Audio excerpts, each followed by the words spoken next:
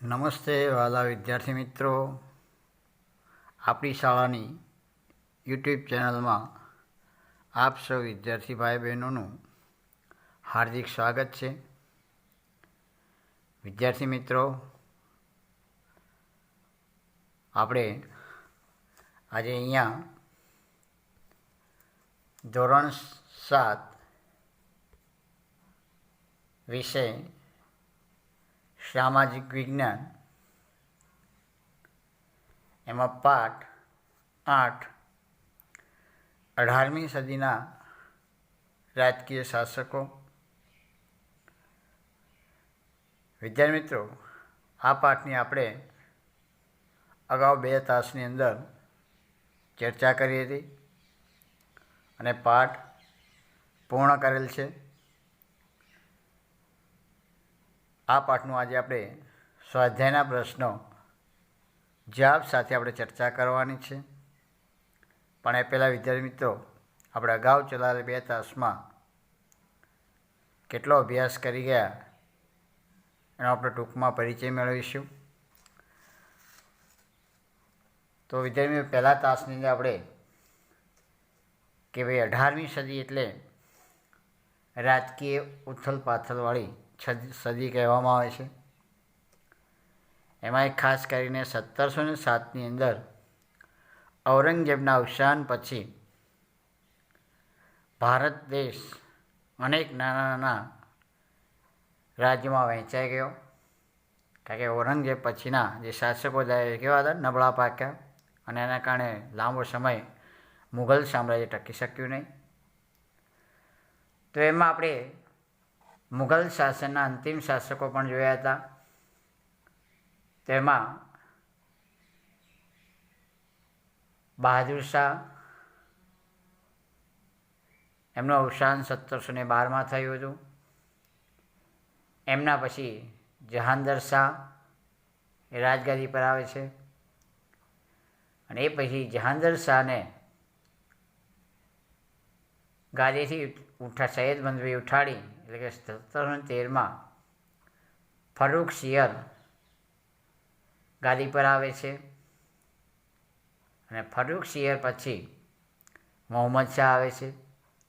તો એના સમયમાં 1739ની અંદર ઈરાનનો નાદિર શાહે ભારત ઉપર આક્રમણ કર્યું હતું અને મોહમ્મદ શાહ પછી 1759માં શાહ આલમ ગાદી પર આવે છે. પણ શાહ આલમને અંગ્રેજોએ બક્સરના યુદ્ધમાં પરાજય આપી અને એને કંપનીનો પેન્શનર બનાવી, એટલે કે આપણે કેમ નોકરી પર છૂટા થયા આપે દર મહિને પેન્શન આપે, એમ એને પેન્શનર બનાવે, એટલે કે પેન્શનર બનાવી દીધો. એ પછી આપણે જોઈએ કે સ્વતંત્ર બંગાળની સ્થાપના મુર્શિદ કુલી ખાં અને અલીવર્દી ખાં આ બંનેએ એક સ્વતંત્ર બંગાળ રાજ્યની સ્થાપના કરી અને એ પછી જે બંગાળનો પ્રથમ નવાબ કહીએ 1757માં સિરાજઉદ્દૌલા બન્યો હતો. પણ સિરાજઉદ્દૌલા શું ઉતાવળિયો સ્વભાવનો હતો, એને આ કંપનીની દખલગીરી ગમતી ન હતી. તેથી 1757ની અંદર જે બક્સરનું યુદ્ધ થયું, તો બક્સરનું યુદ્ધ ક્યારે અને કોની વચ્ચે થયું એનો પણ આપણે પ્રશ્નનું પૂછાય છે. તો બક્સરનું યુદ્ધ 1757 બંગાળના નવાબ અને અંગ્રેજો વચ્ચે થયું હતું. એમાં બંગાળના નવાબનો હાર થતાં બંગાળ ઉપરથી આ નવાબ શાસનનો અંત આવ્યો. એ પછી આપણે જોઈએ તો રાજપૂત શાસનની વાત કરી હતી પહેલા તાસની અંદર. તો રાજપૂત શાસન જે રાજસ્થાનની અંદર જે જયપુર રાજ્ય હતું એ ખૂબ શક્તિશાળી રાજ્ય હતું અને એના રાજા હતા રાજા સવાઈ જયસિંહ. એ ખૂબ કુશાગ્ર, બુદ્ધિશાળી રાજા હતો અને વિજ્ઞાન પ્રેમી પણ હતો. એ પોતે ખગોળશાસ્ત્રી હતો. તેમણે ખગોળશાસ્ત્ર માટે દિલ્હી, જયપુર, ઉજ્જૈન અને મથુરામાં પણ વેધશાળાઓની સ્થાપના કરી. આ ઉપરાંત અન્ય રાજપૂત રાજ્યોની વાત કરીએ તો જોધપુર, બિકાનેર, કોટા, બુંદી, સિરોહી વગેરે રાજ્યોની એ સમયે રાજસ્થાનની અંદર રાજપૂત શાસનો હતા. એ પછી તાસ 2ની અંદર આપણે જોયું તો તાસ 2માં શીખ સામ્રાજ્ય જેની સ્થાપના ગુરુ નાનકે 15મી સદીમાં કરી હતી અને શીખ સામ્રાજ્ય ગુરુ સામ્રાજ્ય એટલે કે સંપ્રદાય ઉપર આધારિત હતું. એના પછી આપણે મરાઠા સામ્રાજ્ય જેની સ્થાપના શિવાજીએ કરી હતી. તો વિદ્યાર્થી મિત્રો, આ 2 તાસની અંદર આપણે ચર્ચા કરી અને બંને આપણે પાઠની સમજૂતી આપી હતી. તો આજે અહીંયા આપણે આ પાઠના સ્વાધ્યાયના પ્રશ્નોની ચર્ચા એટલે કે જવાબ સાથે આપણે કરવાની છે. તો વિદ્યાર્થી મિત્રો, આ બધા જ પ્રશ્નોના જવાબ સાથે ચર્ચા કરવામાં આવે છે. તો તમારે નોટમાં સારા અક્ષરે લખવાના રહેશે અને યાદ પણ કરવાના છે, જેથી પરીક્ષામાં આપણને મુશ્કેલી ન પડે. તો એ સ્વાધ્યાયના પ્રશ્નો આપણા કુલ 3 પ્રશ્નો છે. એમાં પહેલો છે નીચેના પ્રશ્નો 1-2 વાક્યમાં ઉત્તર આપો. એમાં 4 સવાલ છે. બીજા સવાલની અંદર મુદ્દાસર ઉત્તર આપો એટલે મોટા સવાલ છે, એમાં પણ 4 સવાલ છે. અને ત્રીજો પ્રશ્ન છે નીચે આપેલી વિકલ્પમાં સાચો વિકલ્પ શોધીને સાચો ઉત્તર લખો. તો આ આપણે સ્વાધ્યાયના કુલ 3 પ્રશ્નો છે. તો એની આપણે ક્રમવાઇઝ જવાબ સાથે ચર્ચા કરીશું. દરેક વિદ્યાર્થી ધ્યાનથી સાંભળશે, જેથી કે સાંભળવાથી પણ આપણને વધારે સારા યાદ રહી શકે છે. જેમ તમે ટીવી સિરિયલો કે પિક્ચરો જુઓ છો અને કેવું યાદ રહી જાય, એમ અહીંયા પણ જો પ્રશ્નોના જવાબ ધ્યાનથી સાંભળો તો તમને વધારે યાદ રહી શકે છે. તો ચાલો જોઈએ આપણે સ્વાધ્યાયના પ્રશ્નો. પહેલો પ્રશ્ન, નીચેના પ્રશ્નો 1-2 વાક્યોમાં ઉત્તર આપો. એમાં પહેલો સવાલ છે કે બંગાળના પ્રથમ નવાબનું નામ શું હતું? બંગાળના પ્રથમ નવાબનું નામ શું હતું? તો બંગાળમાં અલીવર્દી ખાએ સત્તા સ્થાપી હતી અને ઈસવીસન 1757માં સિરાજઉદ્દૌલા બંગાળનો પ્રથમ નવાબ બન્યો હતો. બીજો સવાલ, રણજીતસિંહ કયા શીખ સમૂહમાંથી આવતા હતા? રણજીતસિંહ કયા શીખ સમૂહમાંથી આવતા હતા? તો મહારાજા રણજીતસિંહ શુકરચકિયાના સમૂહમાંથી આવતા હતા. કયા? તો કુલ એમના જે સમૂહ હતા, જે લગભગ 12 જેટલા સમૂહ હતા, એ 12 સમૂહમાં શીખ સમુદાય વહેંચાયેલો હતો. એમાંનો આ એક સમૂહ હતો, શુકરચકિયાના સમૂહમાંથી આવતા હતા અને ખૂબ શક્તિશાળી શાસક હતા. એના પછી ત્રીજો સવાલ, પાણીપતનું ત્રીજું યુદ્ધ કોની વચ્ચે થયું હતું? તો પાણીપતનું ત્રીજું યુદ્ધ મરાઠાઓ અને અહમદ શાહ અબ્દાલી વચ્ચે થયું હતું. ઈસવીસન 1761માં આ પાણીપતનું ત્રીજું યુદ્ધ થયું હતું. ચોથું છે પ્રશ્ન 4, જયપુરની સ્થાપના કોણે કરી હતી? તો જયપુરની સ્થાપના રાજા સવાઈ જયસિંહે કરી હતી. જયપુરની સ્થાપના કોણે કરી હતી? તો જયપુરની સ્થાપના રાજા સવાઈ જયસિંહે કરી હતી. એના પર આપણે જોઈએ પ્રશ્ન 2. તો વિદ્યાર્થી, પ્રશ્ન 2 એ મુદ્દાસર જવાબ છે. મુદ્દાસર જવાબ એટલે મિનિમમ 5, 6, 7 લીટી કરતાં વધારે હોય અને મુદ્દાસર જવાબ કહીએ છીએ આપણે.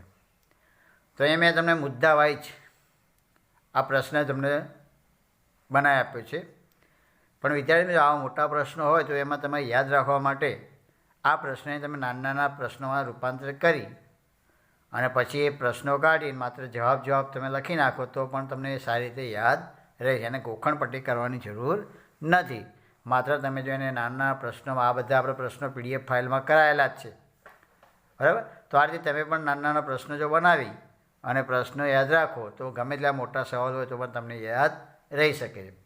તો જોઈએ પહેલો સવાલ કે 18મી સદીના ભારતની રાજકીય સ્થિતિનો ચિતાર આપો. એટલે કે 18મી સદીમાં ભારતમાં રાજકીય સ્થિતિ શું હતી એની અહીંયા આપણે સમજૂતી આપવાની છે. તો ભારતમાં 18મી સદી એટલે રાજકીય ઉથલપાથલવાળી હતી. રાજકીય ઉથલપાથલવાળી હતી. તો 1707માં ઔરંગઝેબનું મૃત્યુ થતાં બહાદુર શાહ ગાદી પર આવ્યા. તો બહાદુર શાહના સમયમાં મરાઠા અને શીખોએ મુગલ સત્તા સામે વિદ્રોહ કર્યા હતા. કે મરાઠાઓ અને શીખોએ મુગલ સત્તા સામે એમ કે વિદ્રોહ કર્યા, જ્યારે એ જ સમયે 1739માં ઈરાનના નાદિર શાહે આક્રમણ કર્યું અને 1759માં ગાદી પર આવેલા શાહ આલમ બીજાને અંગ્રેજોએ બક્સરના યુદ્ધમાં હરાવી પેન્શનર બનાવી દીધો. બરાબર, તો જો આ બધા આગળ PDF ફાઇલમાં આપણે ખાલી જગ્યા છે નાના નાના પ્રશ્નોમાં લીધેલા છે. બરાબર ને. બંગાળમાં મુર્શિદ કુલી ખા અને અલીવર્દી ખાએ સ્વતંત્ર રાજ્ય સ્થાપ્યા અને ઈસવીસન 1757માં સિરાઉદ્દૌલા બંગાળનો નવાબ બન્યો. પણ ઈસવીસન 1757માં થયેલું પ્લાસીનું યુદ્ધમાં અંગ્રેજોએ તેને હરાવી નવાબી શાસનનો અંત આણ્યો. રણજીતસિંહે મુગલોને હરાવી પંજાબને સ્વતંત્ર રાજ્ય બનાવ્યું. જે દક્ષિણમાં શિવાજીએ મહારાષ્ટ્રમાં સ્વતંત્ર હિન્દુ રાજ્યની સ્થાપના કરી. તેમણે છાપામાર કે ગેરીલા યુદ્ધ પદ્ધતિથી બધાને હંફાવ્યા. એટલે છાપામાર એટલે કે આપણે એક અચાનક જ હુમલો કરવો અને લૂંટફાટ કરી પાછા જંગલોમાં ભરાઈ જવું, એને છાપામાર કે ગેરીલા પદ્ધતિ કહેવામાં આવતી હતી. તેમણે બીજાપુરના સુલતાનને પણ હરાવી મજબૂત શાસન સ્થાપ્યું. તેમણે મુગલો પાસેથી ગુજરાત અને બુંદેલખંડ પણ જીતી લીધા અને 1761માં પાણીપતના યુદ્ધમાં મરાઠાઓની હાર થઈ અને મરાઠાઓ નબળા પડ્યા. તો જો વિદ્યા બધા આપણે નાના નાના પ્રશ્નો અને ખાલીયામાં બધા જવાબ આખા લઈ લીધેલા છે. હવે એમાં એ બધું જ જો તમે જવાબ સાથે મૂકી દો તો આખો પ્રશ્ન કમ્પ્લીટ થઈ જાય. તો વિદ્યામાં ફરીવાર આ પ્રશ્નોની આપણે ચર્ચા કરીશું કે ભારતમાં 18મી સદી અનેક રાજકીય ઉથલપાથલવાળી હતી. ઈસવીસન 1707માં ઔરંગઝેબનું મૃત્યુ થતાં બહાદુર શાહ ગાદી પર આવ્યો. તેના સમયમાં મરાઠાઓ અને શીખોએ મુઘલ સત્તા સામે વિદ્રોહ કર્યો હતો.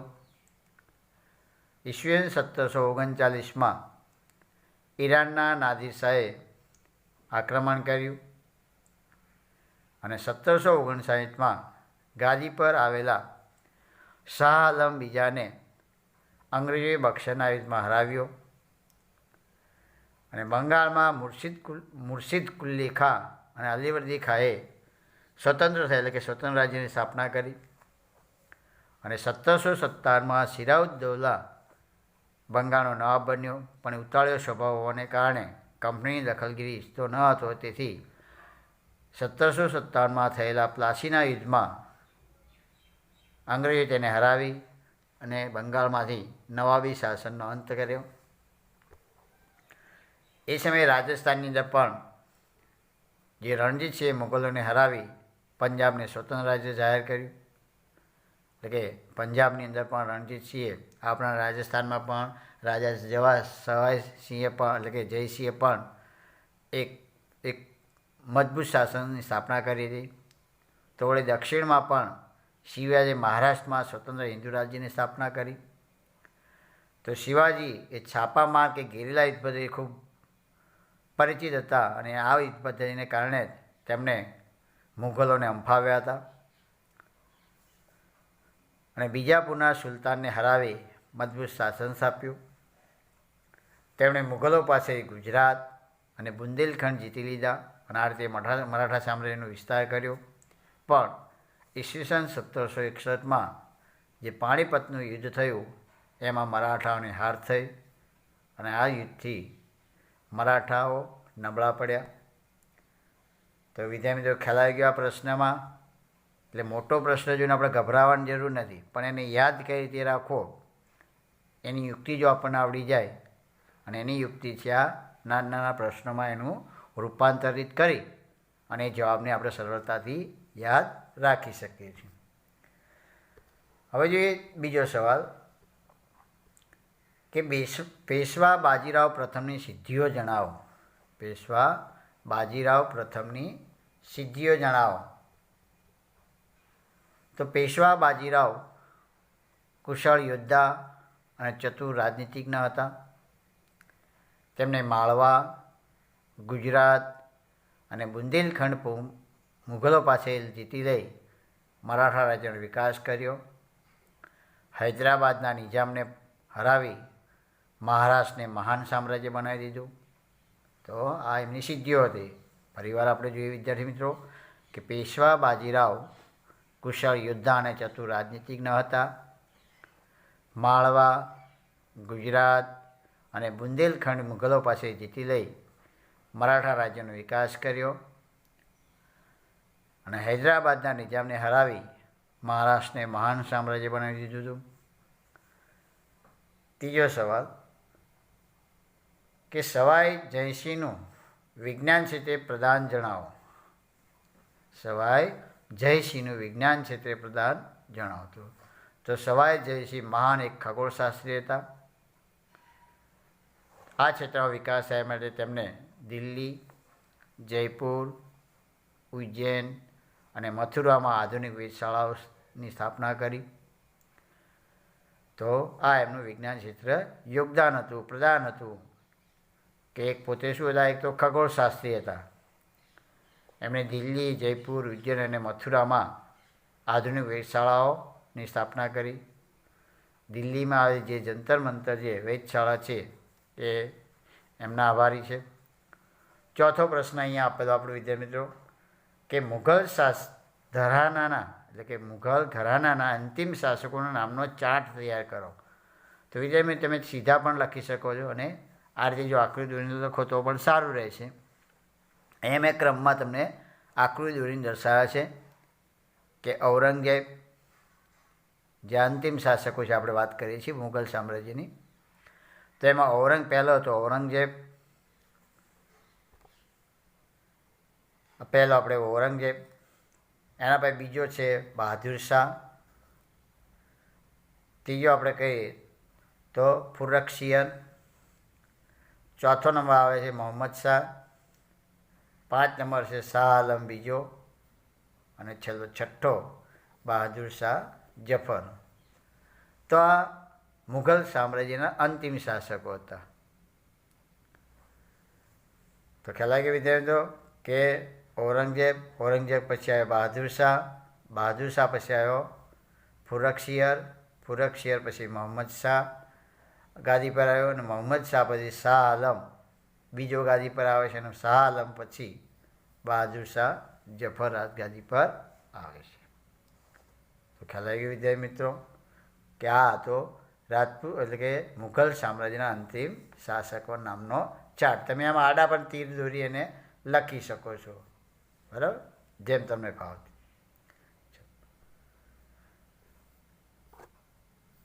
એના પછી આપણે જોઈએ છેલ્લો પ્રશ્ન કે નીચે આપેલા વિકલ્પમાં સાચો વિકલ્પ શોધીને સાચો ઉત્તર લખો. તો વિદ્યાર્થીઓ જ્યારે પણ પરીક્ષામાં પૂછાય તો ખરા ખોટા છે, વિકલ્પો છે, ખાલી જગ્યાઓ છે, એ બધાના પ્રશ્નો સાથે આપણે જવાબ લખવાનો. વિકલ્પોમાં પણ બધા વિકલ્પ લખવાની જરૂર નથી. માત્ર એનો આપણે જે મેં અહીંયા તમને દર્શાવ્યો છે, માત્ર તમારે અહીંયા જવાબ જ લખવાનો છે, બરાબર. તો આપણે પહેલો છે કે ઈસવીસન 1707માં નીચેનામાંથી કયા મુઘલ બાદશાહનું અવસાન થયું હતું? તો કોનું અવસાન થયું હતું? ઔરંગઝેબનું, બરાબર. ચાલો, એના પછી બીજો કે નીચેનામાંથી કયા શીખ સરદારે મુઘલો વિરુદ્ધ બળવો કર્યો હતો? તો કયા શીખ સરદારે? તો બંદા બહાદુરે. એના પછી આપણે જોઈએ કે ભારતમાં કોણે વેધશાળાની સ્થાપના કરી હતી? ભારતમાં કોણે વેધશાળાની સ્થાપના કરી હતી? તો કોણે કરી હતી? તો રાજા સવાઈ જયસિંહે. એના પછી જોઈએ ચોથો સવાલ, નીચેનામાંથી પ્રથમ પેશવા કોણ હતા? તો નીચેનામાંથી પ્રથમ પેશવા કોણ હતા? તો કોણ હતું? બાલાજી વિશ્વનાથ. તો જોયું વિદ્યાર્થી મિત્રો, માત્ર વિકલ્પોમાં આ રીતે આપણે વિકલ્પો 4 લખવાની જરૂર નથી. પરીક્ષામાં જ્યારે પણ પૂછાય ત્યારે 4 લખવાની જરૂર નથી, પણ માત્ર એનો જવાબ આવે છે એમાં ABCD પણ આપણે લખવાની જરૂર નથી. માત્ર તમે જવાબ લખો, બરાબર. એટલે ખાલીયા, વિકલ્પો, ખરા ખોટા અને જોડકા આ બધામાં પ્રશ્નો લખવા ફરજિયાત છે, બરાબર. અને નીચે આપણે જવાબ વ્યવસ્થિત લાગે એ રીતે જવાબો લખો. તો તો વિદ્યાર્થી મિત્રો, અહીં આપણે પાઠ 8 પૂર્ણ થાય છે. તો આ પાઠમાં તમને મેં જે પણ સમજણ આપી એમાં સમજણ પડી ગઈ હશે, બરાબર. અને જ્યાં પણ તમને ન સમજાય તો ફોન કરી મને પૂછી શકો છો. તો ચાલો વિદ્યાર્થી મિત્રો, આપણે હવે આવતા પીરિયડમાં નવા પાઠ સાથે, નવા ઉમંગ સાથે ફરીવાર આપણે મળીશું.